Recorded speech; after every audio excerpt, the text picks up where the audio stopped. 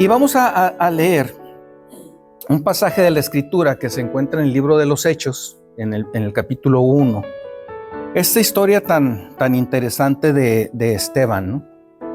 Del capítulo 1, del 8 al 15, perdón. Vamos a leer esta parte primero y luego vamos a estar por ahí revisando otras partes de la Escritura. Entonces, Hechos, capítulo 1, del 8 al 15. Dice así la palabra de Dios.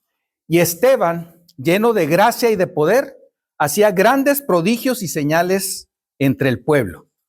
Entonces se levantaron unos de la sinagoga llamada de los libertos y de los de Cirene, de Alejandría, de Cilicia y de Asia, disputando con Esteban, pero no podían resistir a la sabiduría y al espíritu con que hablaba.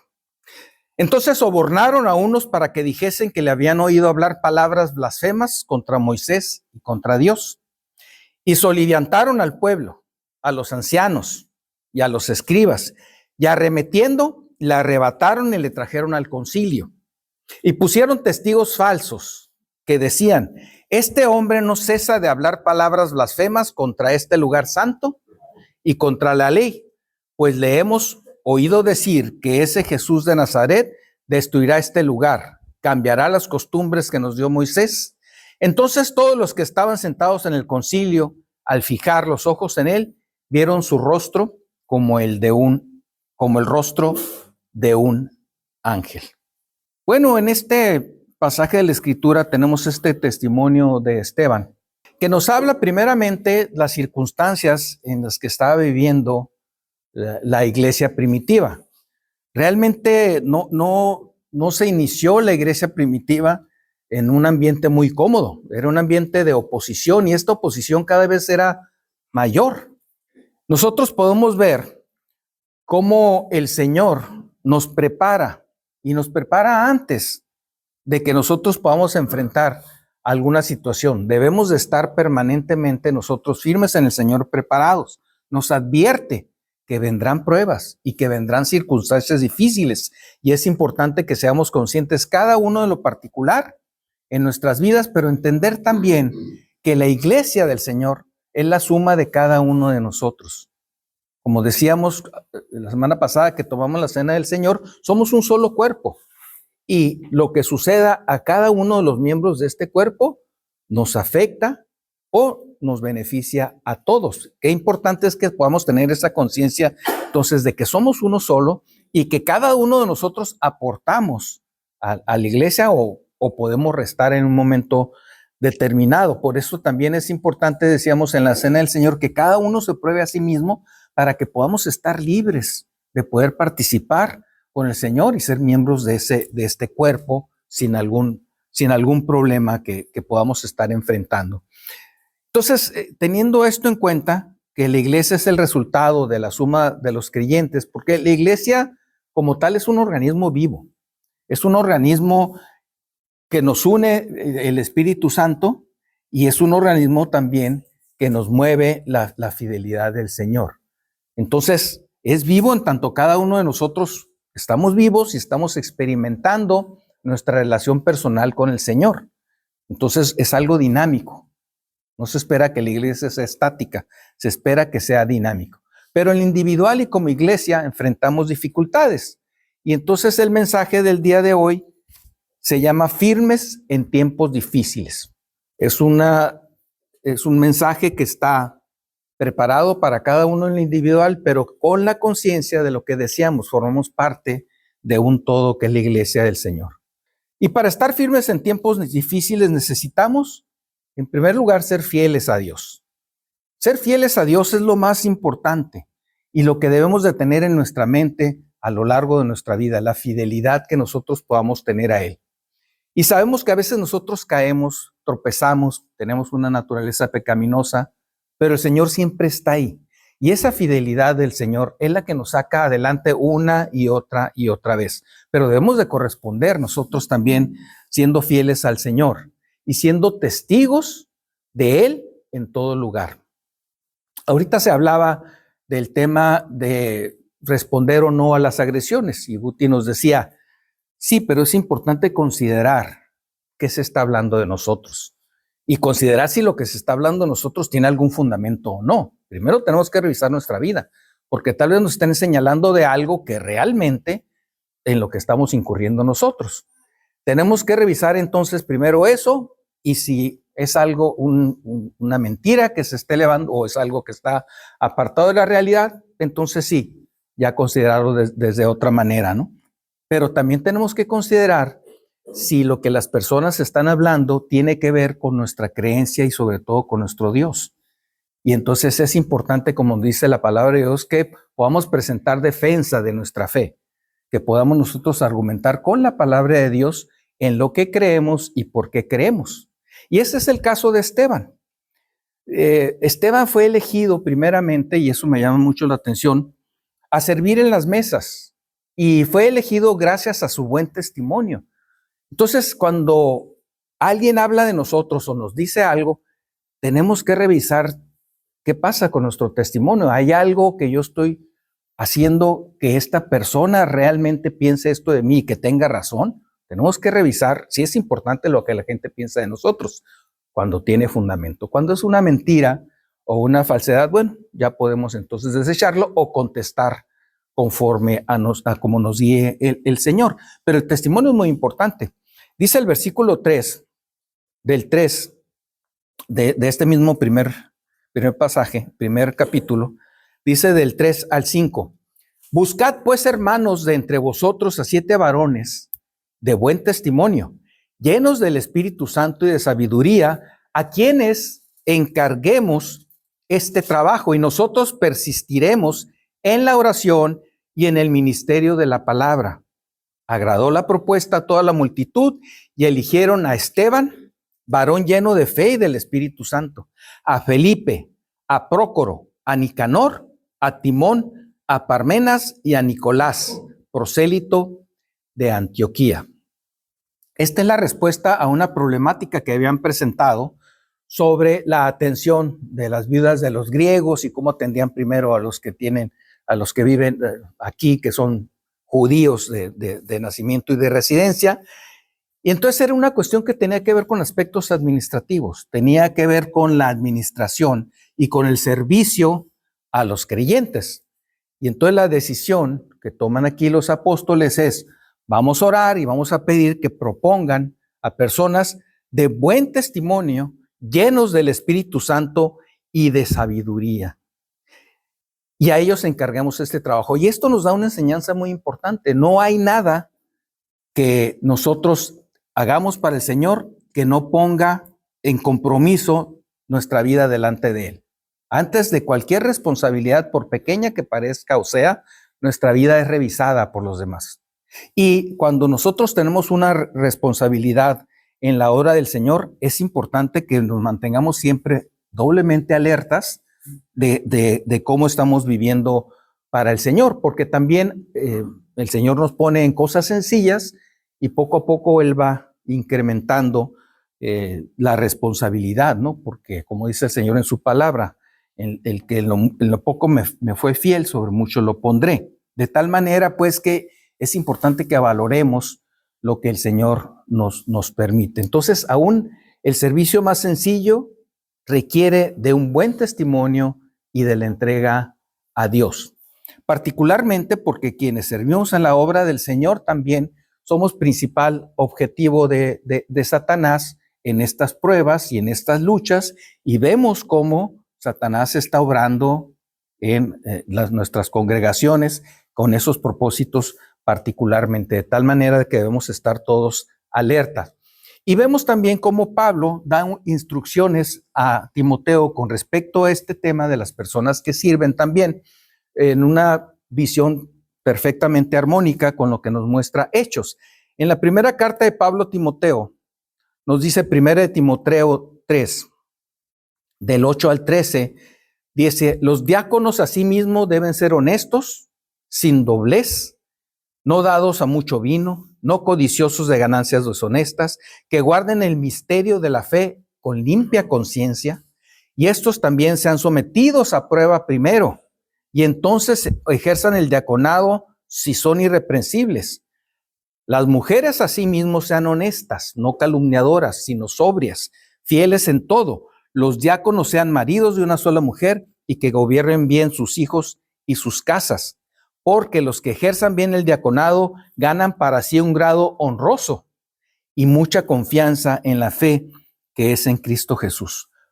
Vemos cómo aquí Pablo le pone nombre, ¿no?, a ese servicio, diaconado. Entonces se llama diácono a las personas que sirven en la iglesia. Y vemos también cómo este servicio no es exclusivo de los hombres, habla también de las mujeres. Y vemos por ahí también un ejemplo en la palabra de Dios con este respecto. Dice, los que ejerzan bien el diaconado ganan para sí un grado honroso y mucha confianza en la fe que es en Cristo Jesús. De tal manera que debemos tener por mucha honra el poder participar en la obra del Señor, aún en los aspectos administrativos. Decíamos que aquí los apóstoles dijeron, lo más importante es prepararnos en la predicación de la palabra de Dios y compartir la palabra del Señor. Eso es lo más importante. Aspectos administrativos y de cuestiones que tienen que dirimir diferencias y unos y otros. Para eso puede haber personas que se dediquen a esa parte. Y lo recalco porque es el modelo que nosotros tratamos de seguir también en nuestra congregación, la forma más sencilla, y personas que se encargan de la administración, de las ofrendas, etcétera, ¿no? Entonces, es lo más sencillo, lo más horizontal, diríamos, que pueda haber, pero está fundamentado en esta organización de la iglesia primitiva y es lo que tratamos de alcanzar. Entonces, esta mención que Pablo hace a las mujeres en sus instrucciones a Timoteo nos indica que ellas pueden también desempeñar el oficio de diáconos en la iglesia y en ese caso serían llamadas diaconisas. Dice este pasaje, que guarden el misterio de la fe con limpia conciencia. Todos los días nosotros tenemos que estar revisando nuestra vida delante del Señor. Lo decíamos la semana pasada también en la Cena del Señor. Sin embargo, también ese es un momento especial en el que nosotros tenemos que nuevamente revisar y saber si vamos a participar de la Cena del Señor con una conciencia limpia. Y es muy importante, entonces, que guarden el misterio de la fe con limpia conciencia. Y sean también sometidos a prueba primero, y entonces ejerzan el diaconado si son irreprensibles. Es decir, continúa una evaluación permanente de las vidas de quienes estamos en el servicio del Señor. Y eso es muy importante. Y de eso participamos todos. Y eso es importante que todos estemos al pendiente, también orando unos por otros. Y orando por quienes tienen responsabilidades que son, decíamos, objeto de ataques de Satanás, porque es importante que nuestra iglesia, como uno solo, nosotros estemos unidos en torno al Señor. Servir al Señor es algo que todos debemos anhelar en cualquier situación o posición que el Señor nos pueda poner. En el capítulo 3 de Primera de Timoteo, esta carta que estamos leyendo, inicia diciendo, palabra fiel, si alguno anhela obispado, buena obra desea. O sea, servir al Señor, anhelar servir al Señor, es algo bueno. Después vienen las características que deben de tener quienes sirven en estos ministerios. Entonces, el anhelo de servir al Señor es algo muy importante, es algo que se valora mucho, pero debemos mostrarnos ante todo fieles al Señor en el testimonio de cada uno de nosotros. Y la fidelidad a Dios se manifiesta siempre en un corazón humilde y debemos de asumir nosotros nuestras responsabilidades con la humildad que el Señor demanda de nosotros. Fíjense cómo Esteban era reconocido por ser sabio y lleno del Espíritu Santo. O sea, era una persona que después vemos que también tenía mucha capacidad para predicar. Sin embargo, él no tuvo a menos servir en las mesas. Él no tuvo a menos servir a los demás, porque servir en las mesas es servir al resto de la iglesia de una manera en los que en ese tiempo se podrían considerar ahora sí que la servidumbre, a los criados, a las personas que se tenían para ese propósito, y no lo tuvo a menos. Es algo en la obra que es valorado en este caso por Esteban y por el resto de los diáconos.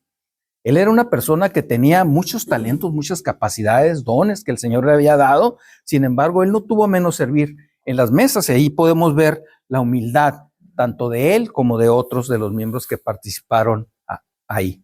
Y esto es muy importante en que nosotros podamos ser fieles a Dios, en donde Él nos ponga y nos considere, y no a nosotros mismos, que no busquemos nosotros posiciones que no nos son dadas por el Señor, porque hemos visto casos de creyentes que pretenden sobresalir bajo su propio entendimiento o el desarrollo que ellos consideran tener méritos suficientes, pero eso no lo determina la voluntad de las personas ni de nadie, eso lo determina el Señor, y el Señor es el que pone de manifiesto las capacidades y habilidades de cada quien y el lugar en donde lo va a poner. Es el Señor el que encomienda las tareas, y es el privilegio más grande entonces, y debemos honrar ese privilegio con una actitud de humildad y de servicio a nuestro Dios. Servir entonces al Señor en cualquier área es algo que todos debemos desear. No hay servicio pequeño para el Señor. Y es importante que nosotros nos involucremos y nos comprometamos en la obra del Señor, ser partícipes, porque decíamos que la iglesia es un cuerpo vivo, pero es un cuerpo que tiene que estar en movimiento, que tenemos que estar predicando la palabra de Dios, que tenemos que estar involucrados en la obra de Dios. No nos hemos sido llamados a la pasividad de escuchar y no hacer. Al contrario, el Señor quiere que pongamos su palabra por obra. Entonces, en esto es un llamado importante a todos que el Señor nos hace, y tenemos este ejemplo de Esteban y el resto de los diáconos. El Señor primero entonces nos da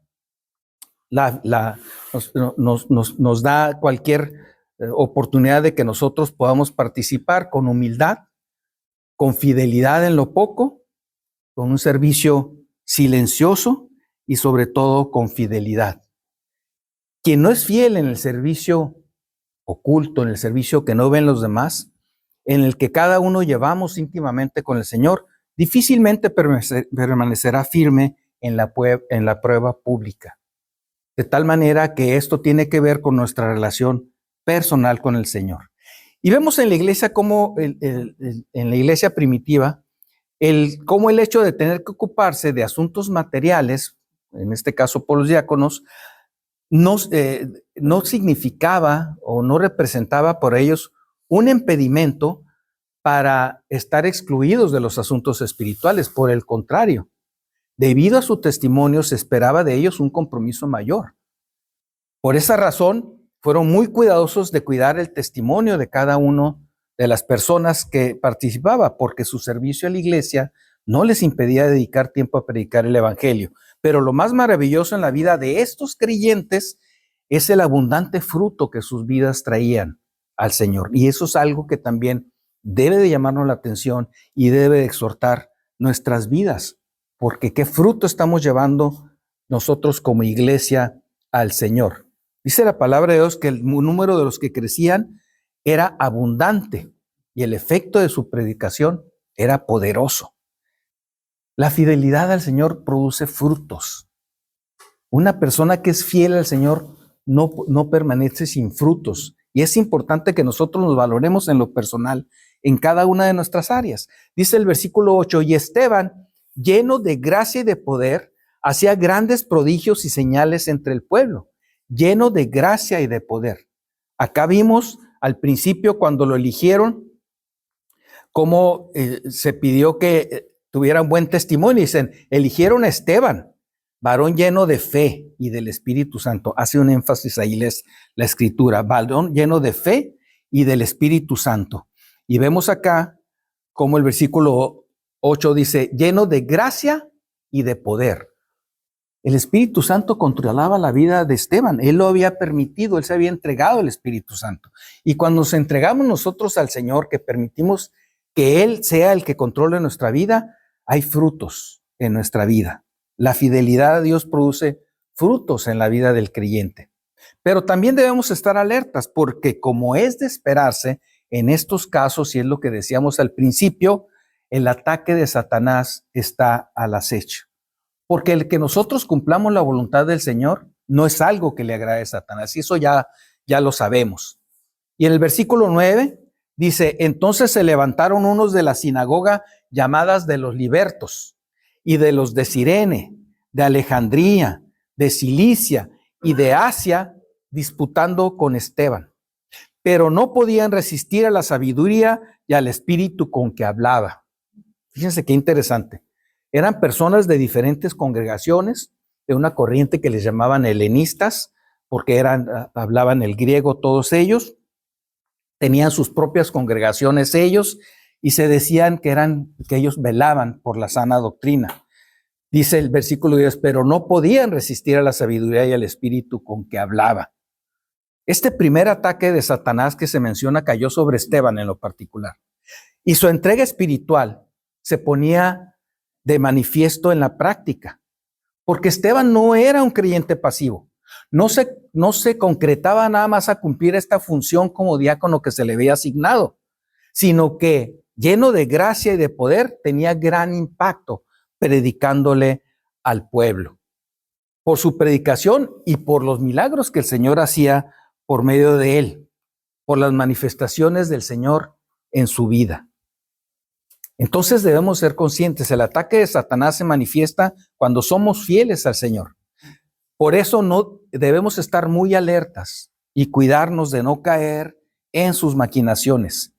Y uno de los ataques preferidos va dirigido a quienes sirven en la iglesia, porque sabe que si destruye esos testimonios y que si destruye esas vidas, entonces podrá haber ovejas perdidas.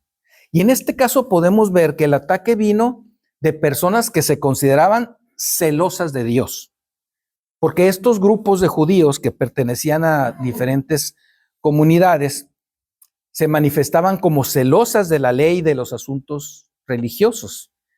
Entre ellos se encontraban, por ejemplo, los de Cilicia, y el de Cilicia era un grupo al que muy probablemente pertenecía Saulo de Tarso, posteriormente conocido como Pablo, ya que él era originario de esta región, como nos lo muestra Hechos 21:39.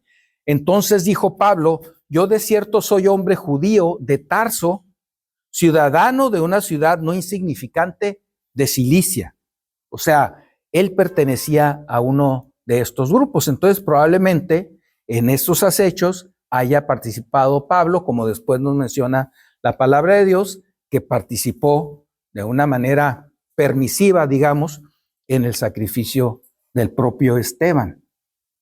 Entonces, nos damos cuenta que el ataque vino de dentro de la comunidad judía, no de fuera, porque esperaríamos que si alguien está predicando el reino de Dios, a veces nos podemos nosotros poner a pensar, bueno, ¿qué tendría de malo que alguien esté predicando de Dios para el gobierno romano? Para los romanos, ¿qué puede eso significar? Cuando los romanos, pues lo que quieren es que estén por ahí tranquilos. Pero debemos recordar que los césares obligaban a las personas que los adoraran como una deidad.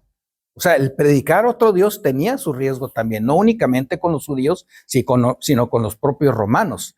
De tal manera que se esperaría, pues vamos cuidándonos de los romanos, pero los ataques venían de dentro y de gente que profesaba, presumía cuidar las enseñanzas de Dios, y por eso se habían formado estos grupos.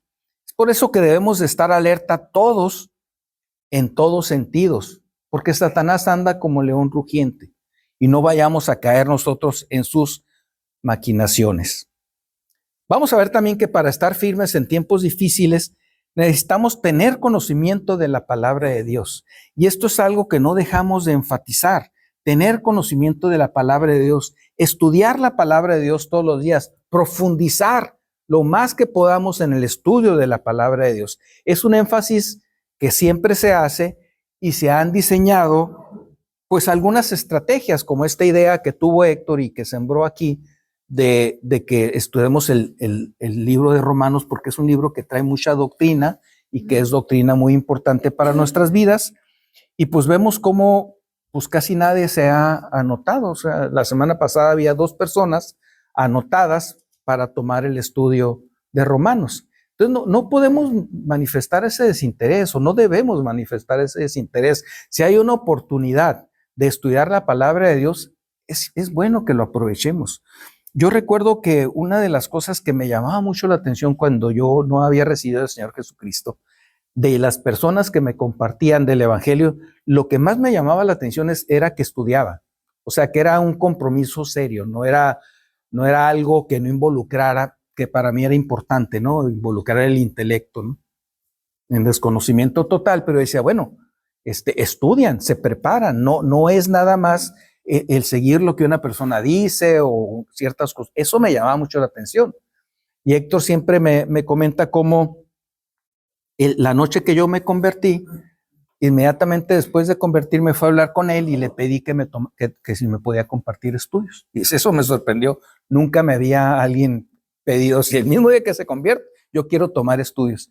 Yo le dije, es que yo tenía conocimiento. Yo sabía que se compartían estudios y yo quiero aprender porque para mí es algo importante y es algo serio. Es una decisión muy consciente que estoy tomando.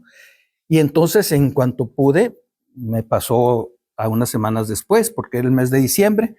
La primera semana de enero empecé a tomar estudios con él, gracias a Dios, y así fui tomando estudios con diferentes creyentes a los cuales agradezco y que el Señor los haya puesto en mi camino. Pero finalmente con Héctor retomo una vez que él regresa a la ciudad de Tijuana y bueno, le doy gracias al Señor por esa oportunidad. Pero es una oportunidad que yo no quise desaprovechar ni desaprovecho. Comentaba yo en la reunión de aniversario de Héctor que sigo estudiando con él, sigo consultándolo, sigo tratando de aprovechar pues el conocimiento que tiene de la palabra de Dios y que sobrepasa el que yo tenga en este momento, ¿no? Espero algún día poder tener ese conocimiento también, pero siempre con la humildad de decir y de preguntar y de investigar y de aprender. Tenemos todos esa oportunidad de aprender. Se está ofertando esa oportunidad de aprender y necesitamos aprovecharla. Es por el bien de cada uno de nosotros y también por el bien de la iglesia. Necesitamos estar fuertes como iglesia para detener las acechanzas de Satanás. Es importante entonces no echen en saco roto esta recomendación que se nos ha estado insistentemente haciendo de que nosotros nos apeguemos a la palabra de Dios. Y podemos ver cómo la predicación de Esteban no contenía ninguna desviación doctrinaria, alguna imprecisión de la cual pudieran valerse sus atacantes para desacreditarlo. Ellos no encontraron nada por lo cual lo podían cuestionar o por lo cual pudieran acusarlo. Tuvieron que contratar a algunas personas a hacer acusaciones falsas y no necesariamente falsas, sino sobredimensionar, tergiversar las enseñanzas que estaba compartiendo él para hacer ver como que se estaba oponiendo a la doctrina que conocían los judíos, cuando no era así y nosotros lo sabemos, ¿no? Los señalamientos entonces añadían o tergiversaban las enseñanzas que él compartía y entonces las hacían ver como gran mentira, ¿no? En los versículos 10 al 14 de nuestro pasaje dice, pero no podían resistir a la sabiduría y al espíritu con que hablaba. O sea, el espíritu del Señor era el que hablaba por medio de él. Entonces, dice, sobornaron a unos para que dijesen que le habían oído hablar palabras blasfemas contra Moisés y contra Dios. No hay nada nuevo bajo el sol, ¿verdad? No faltó quien se prestara ahí que por una cantidad de dinero se prestara a ser un falso testigo. Sobornaron a unos para que dijesen que le habían oído hablar palabras blasfemas contra Moisés y contra Dios. Y solivantaron al pueblo, a los ancianos y a los escribas, y arremetiendo le arrebataron y le trajeron al concilio y pusieron testigos falsos que decían, este hombre no cesa de hablar palabras blasfemas contra este lugar santo y contra la ley. Pues le hemos oído decir que ese Jesús de Nazaret destruirá este lugar y cambiará las costumbres que nos dio Moisés. Me llama la atención lo apegados que decían ser a las costumbres y a las leyes de Moisés, cuando después él les hace ver, ¿no?, cómo sus padres también fueron rebeldes a Moisés, ¿no? Pero ahora sí, nosotros defendemos a Moisés, somos los que poseemos la verdad. Pero la palabra de Dios dice que no podían resistir la sabiduría. Él era una persona versada en la palabra de Dios, que verdaderamente se ocupaba de conocer la palabra, de meditar en ella, y claro, era una persona guiada por el Espíritu Santo. Tuvieron que recurrir a la mentira, a comprar testigos falsos. Al recibir las acusaciones por parte de estos grupos, Esteban se defendió. Ojo, se defendió. No caigamos en la idea de que Yo no discuto con nadie por no tener problemas. Debemos de tener defensa de lo que creemos y es importante. Esteban se defendió. Esto posiblemente nos traiga conflictos, pero finalmente el Señor nos ha dicho que estos conflictos vendrán a nuestra vida y nos ha dicho además que Él estará por siempre con nosotros. Y Él se defendió haciendo una relatoría de la historia de Israel. Desde que Abraham fue llamado por el Señor hasta la propia crucifixión del Señor Jesucristo, hecho del cual estos grupos no eran tampoco ajenos, como lo vamos a ver más adelante. En el capítulo 7 de Hechos no lo vamos a leer, pero desde el versículo 1 hasta el 50, en el discurso, yo creo que más largo que podemos encontrar de una persona individual en la palabra de Dios, hace toda una remembranza de la historia del pueblo de Israel. Y él proclama un discurso de las Sagradas Escrituras explicando a detalle la historia de Israel.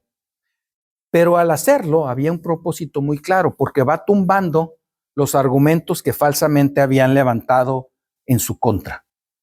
Realmente la riqueza de este discurso merece un estudio propio, que nos llevaría mucho tiempo. Ahora sí que un estudio por libros nos ayudaría.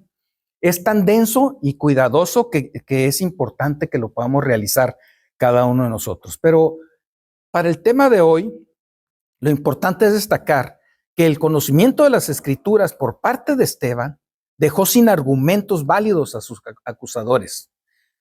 Y sus juzgadores no tenían elementos entonces con qué proceder, ya que de manera clara y contundente, él mostró su apego a las Sagradas Escrituras, al conocimiento de la voluntad de Dios y también al respeto que tenía hacia todos los anteriores líderes de los cuales se hablaba ahora, como en el caso de Moisés y de la ley de Moisés, de lo cual él claramente hablaba conocer y respetar.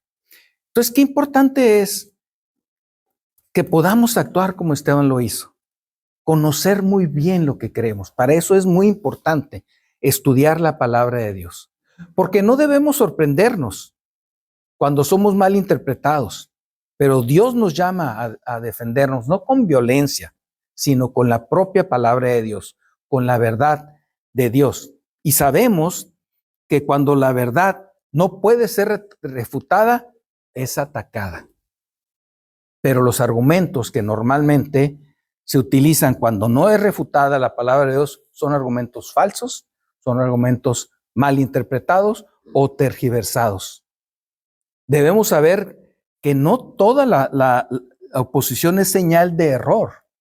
Por eso decía yo, es importante que cuando se nos señale algo, revisemos si tiene un fundamento y si verdaderamente estamos nosotros cayendo en un error. No toda la posición es señal de error, porque como humanos sí podemos tener errores, si nos equivocamos, hay que considerar nuestra vida, pero debemos saber que siempre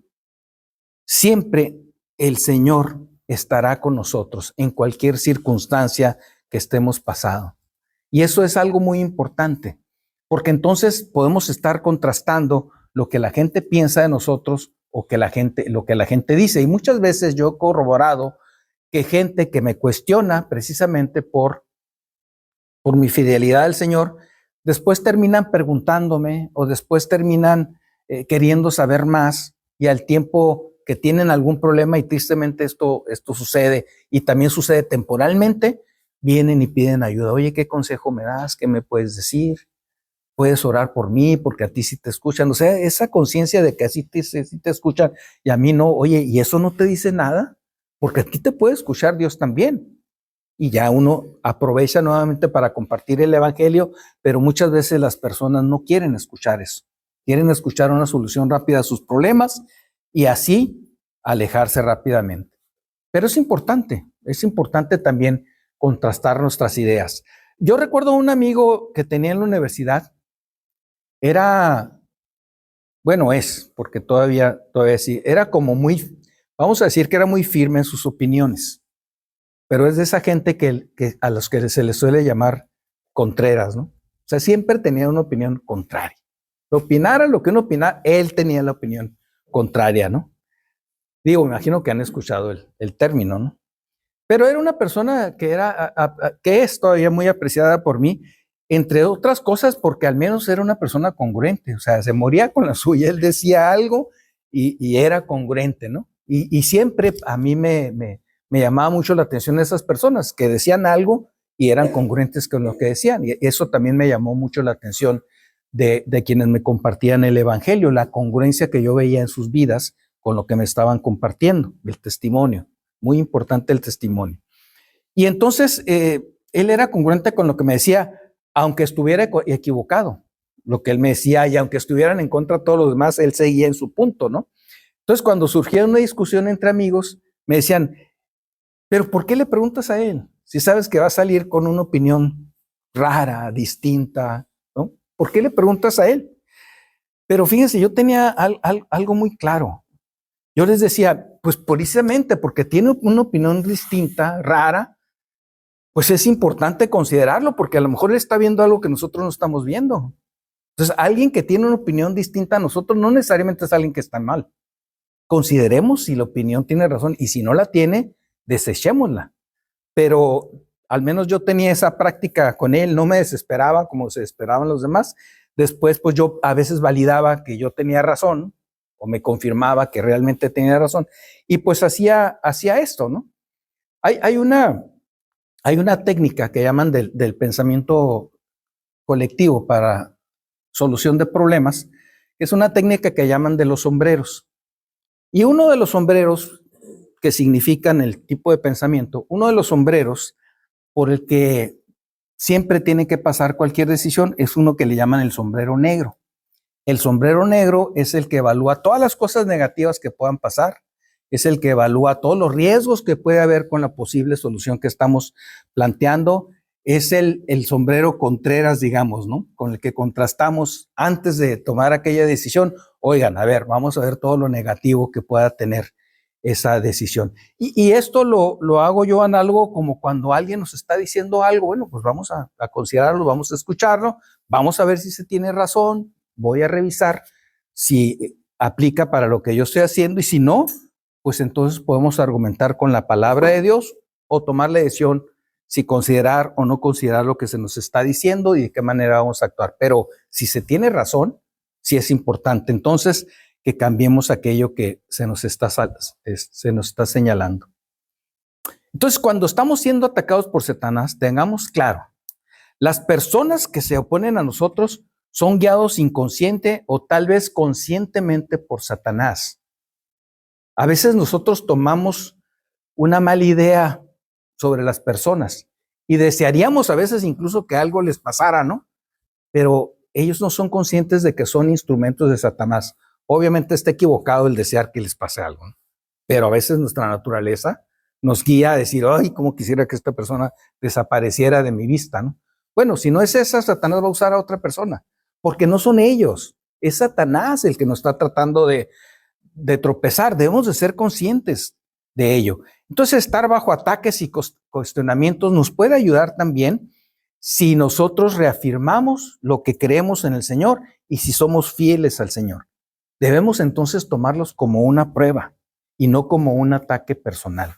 A veces es difícil enfrentar a personas que sabemos que nos van a cuestionar, que sabemos que va a ser un momento tal vez incómodos en nuestra carne, porque son los sentimientos los que se ven golpeados, los que tememos ser heridos, tememos ser ofendidos, tememos ser dañados y entonces a veces nos ponemos tensos porque sabemos que va a haber una situación en la que puede suceder esto, pero realmente las personas no están atacando a nosotros y realmente el que nos da la paz y nos permite transitar por eso es el Señor. Entonces, bajo el control del Espíritu Santo, podremos enfrentar cualquier rechazo o cualquier ataque, pero debemos estar muy firmes en el conocimiento de la palabra de Dios. Esa será siempre nuestra mejor defensa y será siempre lo que nos dará la guía adecuada en cada situación. Entonces, para estar firmes en tiempos difíciles, veremos en tercer lugar que necesitamos valor para predicar la palabra de Dios. Y otra vez vuelvo a lo mismo. A veces no les predicamos a personas porque tememos al rechazo. Tememos al insulto, tememos al qué pensará de mí. Yo recuerdo que esa noche que recibí al Señor, las cosas que venían a mi mente antes de levantar la mano, porque esa vez Héctor pidió muchos requisitos. Levanten la mano, ya pónganse de pie, pasen al frente. Y yo le dije, nada más te faltó decir que nos echemos una maroma o algo así. Te hice un montón de cosas, o sea, como que nos ibas confirmando cada vez. Pero él dice que yo levanté muy rápido la mano, pero yo no lo sentí nada rápido. O sea, fue un momento difícil.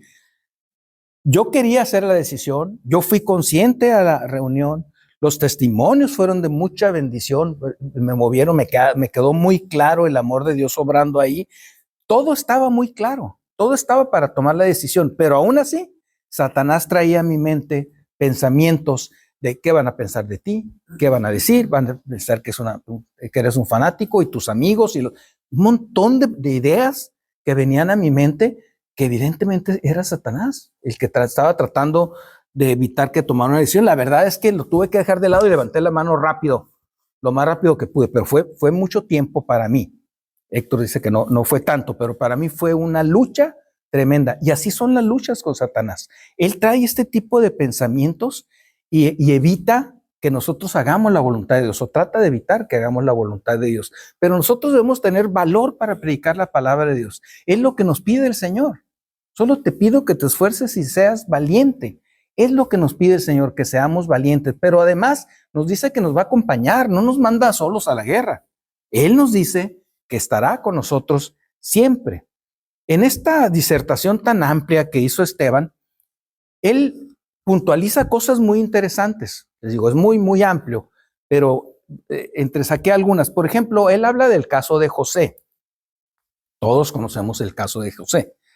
José fue vendido por sus hermanos y la palabra de Dios nos dice que fue vendido por envidia que le tenían los hermanos, por celos que le tenían los hermanos. Y esta es una constante que nosotros vemos en la palabra de Dios. Las envidias y los celos son instrumentos de Satanás para provocar discordias, para provocar problemas. En el caso de José, es muy clara la palabra de Dios que nos dice eso. También enfatiza el caso de Moisés.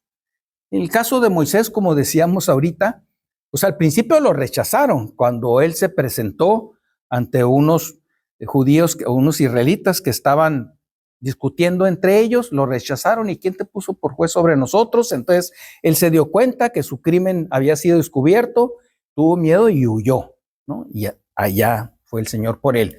Pero vemos a lo largo de la historia de Moisés con el pueblo de Israel cómo vez tras vez el pueblo se rebelaba, el pueblo discutía con él, el pueblo se iba detrás de los ídolos, etcétera. Iban por satisfactores propios y dejaban de lado los grandes milagros que estaban presenciando y los que hacía el Señor con ellos. Menciona también el caso de Juan el Bautista en su discurso. Y Juan el Bautista sabemos que fue apresado por Herodes a causa de los señalamientos de sus pecados, en particular de él. Y finalmente menciona también en su discurso, después de una larga disertación, el caso del Señor Jesucristo. En cada uno de ellos, los ataques fueron hechos por envidia, por celos o por respuesta al señalamiento de la condición pecaminosa de la persona. Debemos de tener cuidado porque estos mismos motores utiliza Satanás en todas las personas para contender. Vemos ese patrón de comportamiento desde esta narrativa que hace desde el principio Esteban y nos podemos dar cuenta. Celos, envidia, reacción al señalamiento de nuestra propia condición. Son motores que utiliza Satanás para que nosotros obremos en contra de una persona o para que otras personas también intenten obrar por parte de nosotros. Pero el énfasis debe de ser hacia nosotros mismos, ¿no? Y tratar de vivir lejos de los sentimientos. Si nosotros permitimos que sean los sentimientos los que controlen nuestra vida, vamos a vivir fracasados espiritualmente vez tras vez. Entonces, al final hace una mención del Señor Jesucristo. Lo mataron por celos y envidia a los sacerdotes. Recordarán esta mención que tenemos en los evangelios. Estaban supuestamente para guardar los mandamientos de Dios, y esos mismos mandamientos que hablaban del Señor Jesucristo, estaban ahora ellos tergiversándolos para acusar al Señor Jesucristo. Y ahora usaban los mismos argumentos para acusar a Esteban. Es interesante si vemos nosotros la analogía de cómo trataron al Señor Jesucristo y cómo trataron a Esteban, y es el mismo patrón. Exactamente hacen lo mismo y son las mismas personas, conforme al testimonio que da ahí al final del capítulo 7 el propio Esteban. Pero él no desaprovechó la ocasión. O sea, él hizo toda esta relativa y tenía un propósito. Al parecer, oye, ¿por qué es tan largo lo que estás diciéndonos? Él fue siguiendo punto a punto porque tenía en su mente una conclusión: hablarles del Señor Jesucristo y hablarles de su pecado delante de Dios. Él no desaprovechó la ocasión. Con valentía termina su exposición señalándolos como herederos de las rebeliones de todo el pueblo de Israel y sobre todo, literal, como asesinos del Señor Jesucristo. Qué importante es que tengamos presentes estos patrones con los cuales Satanás mueve a las personas para que evitemos caer nosotros en ellos y sobre todo para que podamos identificarlos y podamos también aconsejar a otras personas. Esteban termina su defensa con esa acusación tan clara. Lo podemos ver en el versículo 51 al 53 del capítulo 7. Termina: duros de cerviz e incircuncisos de corazón y de oídos, vosotros resistís siempre al Espíritu Santo, como vuestros padres, así también vosotros.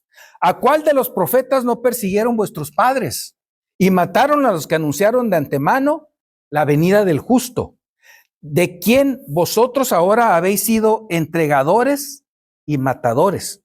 De quien vosotros habéis sido entregadores y matadores. Lo está acusando del asesinato del Señor Jesucristo. Vosotros que recibisteis la ley por disposición de ángeles y no la guardasteis. Y oyendo estas cosas, se enfurecieron en sus corazones y crujían los dientes contra él. Eran personas que no iban a aceptar sus pecados delante del Señor. Y es evidente, esto los enfureció. Totalmente controlados por la ira, por el odio que estaban acumulando en su corazón contra Esteban.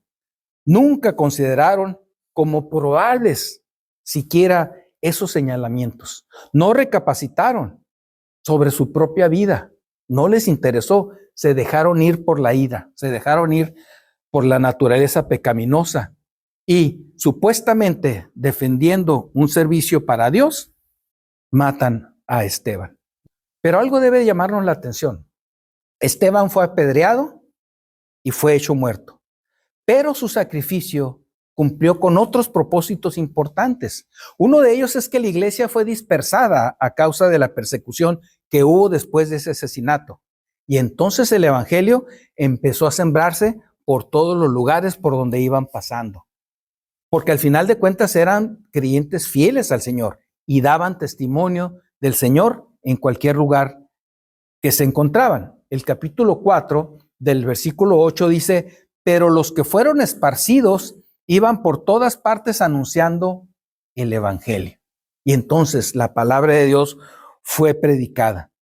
La iglesia hasta entonces había permanecido en Jerusalén, los creyentes habían permanecido ahí, pero vemos cómo esta situación que el Señor permite, evidentemente, hace que se dispersen todas las personas, todos los creyentes, y entonces la palabra de Dios es predicada por todas las naciones.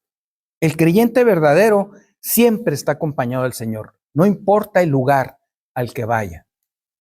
Una vez escuché a una persona decir, él se manifestaba como creyente y dijo: voy a salir de vacaciones porque también de la iglesia quiero descansar. Yo tenía poco de haber recibido al Señor, pero dije: a ver, ¿cómo? Yo voy a descansar a la iglesia y tú te quieres ir de vacaciones a descansar de la iglesia. Es una visión totalmente equivocada. El verdadero creyente, a donde va, el Señor va con él. No hay nada de que no, ahora me voy a tomar las vacaciones. Evidentemente, pues es una persona pues, que no conoce al Señor, no puedo llegar a otra conclusión, y que está entonces fingiendo una vida religiosa, que no es su vida, está simplemente cumpliendo con un papel, que evidentemente cumplir con un papel debe de ser pesado y debe de ser cansado, ¿no? Entonces, pues sí, con razón necesitas vacaciones, pues has estado en una obra de teatro todo el año, pues necesitas ahora descansar. Qué visión tan equivocada. El verdadero creyente, a donde va, el Señor va con él y va compartiendo, y vamos compartiendo de la palabra del Señor. Esa es una de las cosas interesantes que podemos ver como resultado de este hecho dramático. Otra de las cosas interesantes es que al escribir Hechos, Lucas sabemos que lo hizo entrevistando pues a las personas que participaron. En el concilio no podía entrar cualquier persona.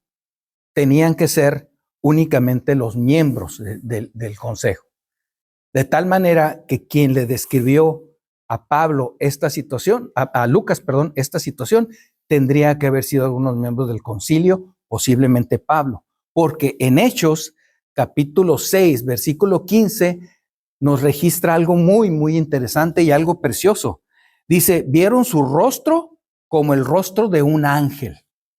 Vieron su rostro como el rostro de ángel. Alguien de los que estaban en el concilio le comentó esto a Lucas.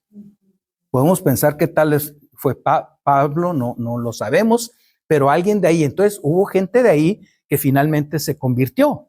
Pablo se convirtió, y una de las cosas en su testimonio que él manifiesta, por lo cual se consideraba a sí mismo como un abortivo, era haber permitido la muerte de los creyentes, y en este caso no lo vemos, en el caso de Esteban, él permitiendo que fuera apedreado. Era algo que su conciencia realmente retumbaba, ¿no? Y gracias a Dios que él pudo recapacitar, porque su corazón era honesto, él creía que estaba sirviendo al Señor. Cuando entendió que no era así, inmediatamente le dijo, Señor, pues, ¿qué quieres que yo haga, no? Y hacia dónde voy.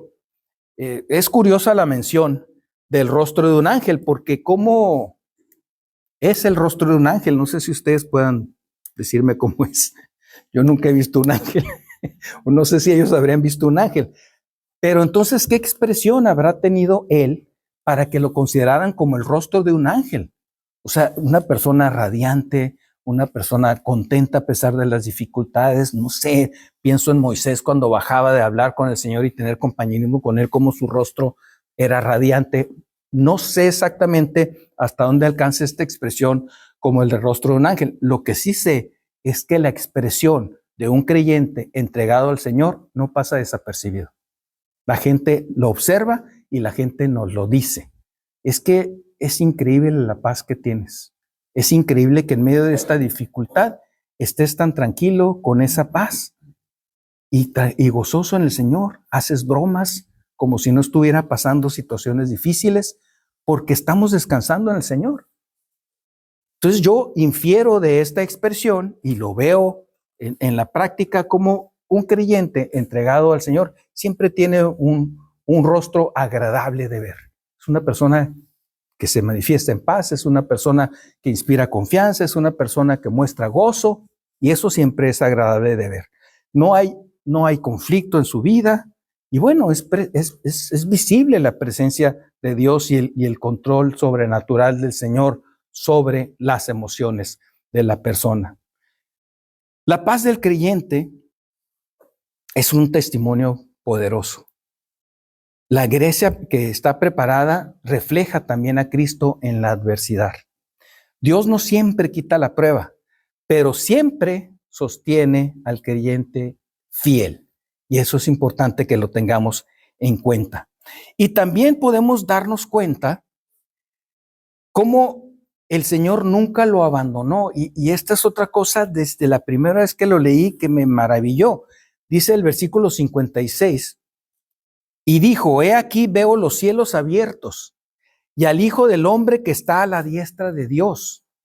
Entonces ellos, dando grandes voces, se taparon los oídos, sus oídos santos y puros, y arremetieron a una contra él, y echándole fuera de la ciudad, le apedrearon.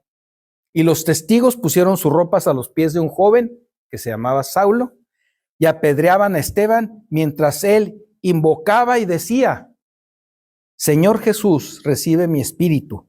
Y puesto de rodillas, clamó a gran voz: Señor, no les tomes en cuenta este pecado. Y habiendo dicho esto, durmió. La misma actitud que vemos en el Señor Jesucristo en la cruz, diciendo: Señor, no les tomes en cuenta este pecado, viene de un corazón entregado al Señor. Viene de un corazón controlado por el Espíritu Santo. ¿Quién podría exclamar algo así si no es así? De tal manera que nosotros podemos darnos cuenta que las promesas del Señor se cumplen. Él nunca nos dejará. Él nunca nos dejará solos ni nos desamparará. Siempre estará con nosotros, aún en nuestras peores dificultades. Y les decía, desde la primera vez que yo vi esta parte, dije, es increíble cómo en el momento, y hace muchos años que leí por primera vez este pasaje, en el momento en que lo están matando, lo está sacrificando, él está viendo los cielos y está viendo al Señor Jesucristo y a los ángeles del Señor alentándolo. Yo digo, wow, no cabe duda que el Señor es fiel. Entonces podemos como conclusión decir que este pasaje nos enseña que la preparación espiritual es clave para nuestras vidas. Debemos estar preparados todos los días con la palabra de Dios, todos los días revisando nuestra vida, todos los días poniéndonos bajo el control del Espíritu Santo de una manera consciente, porque esas son decisiones que nosotros tomamos. Señor, quiero que tú tomes el control de tu vida y que lo recordemos a lo largo del día, que sea Él el que se manifieste. También podemos ver que la oposición es inevitable. Los problemas van a venir. No se trata de sacarle las vueltas a los problemas o pedirle al Señor: Señor, no quiero tener problemas este año, porque Él nunca nos dijo que no íbamos a tener problemas. Nos dijo, sí, que Él nos va a acompañar, que va a estar con nosotros, que nos va a sacar adelante. Y esa es la promesa de la que nos tenemos que tomar. Pero los problemas, la oposición, los ataques vendrán. Tenemos que estar preparados en lo particular y como iglesia. Dios honra a los creyentes fieles con su presencia, con el control del Espíritu Santo, con la manifestación de sus obras por medio de aquellos que se entregan a Él. Cada uno de nosotros podemos tener este privilegio de ser controlados por el Señor y manifestarlo de una manera realmente que llame la atención a otras personas.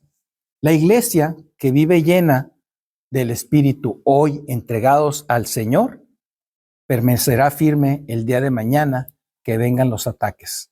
Es importante entonces que cada uno de nosotros estemos preparados, estemos viviendo para el Señor y seamos conscientes de lo que está pasando en el mundo y de lo que está pasando en nuestra propia congregación, para que estemos nosotros dispuestos a ayudar, a salir adelante, a orar unos por otros y a apoyarnos, porque nos necesitamos. Somos un solo cuerpo y todos estamos pasando por diferentes pruebas.